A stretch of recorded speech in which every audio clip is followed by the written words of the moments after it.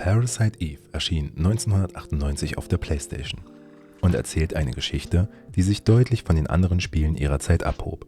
Es war kein klassisches Rollenspiel und kein reines Horrorspiel. Parasite Eve verband Thriller, Science Fiction und Körperhorror mit einer sehr persönlichen Perspektive. In diesem Video erzähle ich euch die Geschichte von Parasite Eve, den ersten Teil, welcher in Japan und Nordamerika auf der PlayStation erschien. Ein Europa-Release gab es leider nicht. Achtung, dieses Video enthält Spoiler zur Geschichte von Parasite Eve und deren Ende.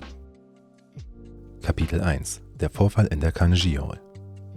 Die Geschichte beginnt an Heiligabend in New York City. Die junge Polizistin Aya Brea besucht eine Opernaufführung in der Carnegie Hall. Während die Sängerin auf der Bühne steht, geschieht etwas Unfassbares. Innerhalb weniger Augenblicke geht das gesamte Publikum in Flammen auf. Aya überlebt, als einzige. Dieses Ereignis ist kein Anschlag im klassischen Sinne. Es ist gezielt, kontrolliert und wirkt beinahe intelligent. Kurz darauf taucht eine mysteriöse Frau auf, die später nur noch Eve genannt wird. Sie scheint die Ursache für die Katastrophe zu sein und verschwindet. Was bleibt, sind Fragen und ein Albtraum, der sich langsam über die Stadt legt. Kapitel 2: Ermittlungen, Wissenschaft und Daniel Dolles.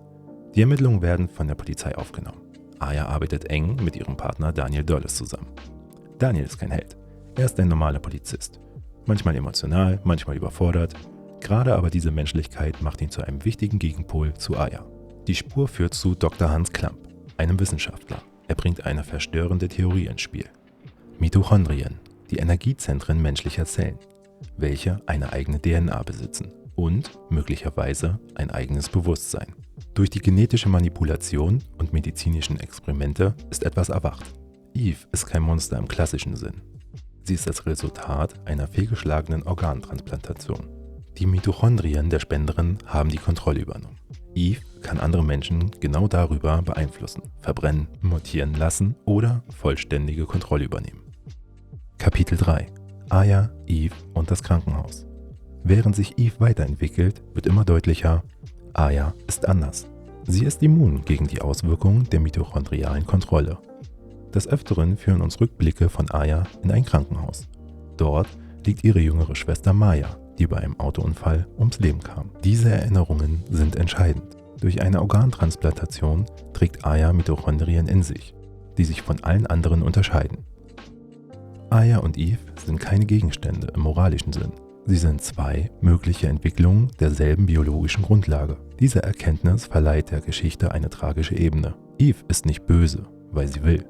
Sie folgt einer Logik, einer Vorstellung von Evolution.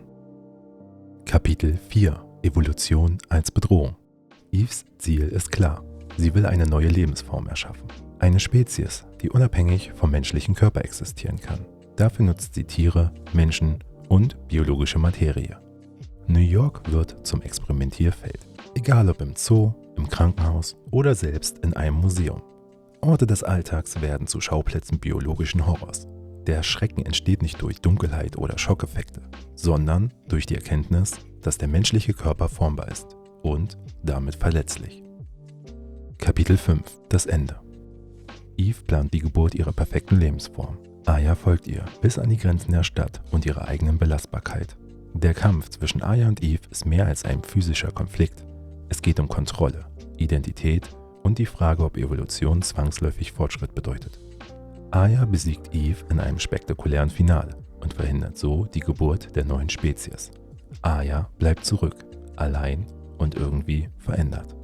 Warum ist Parasite Eve so einzigartig?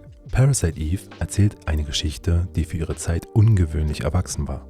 Es ging nicht um Heldentum, sondern um Verantwortung und um Angst vor dem eigenen Körper. Aya Brea war keine klassische Actionfigur. Sie war ruhig, beobachtend und oft isoliert. Parasite Eve bewies, dass Videospiele komplexe, nachdenkliche Geschichten erzählen können. Nicht durch große Worte, sondern durch Themen, die unter die Haut gehen.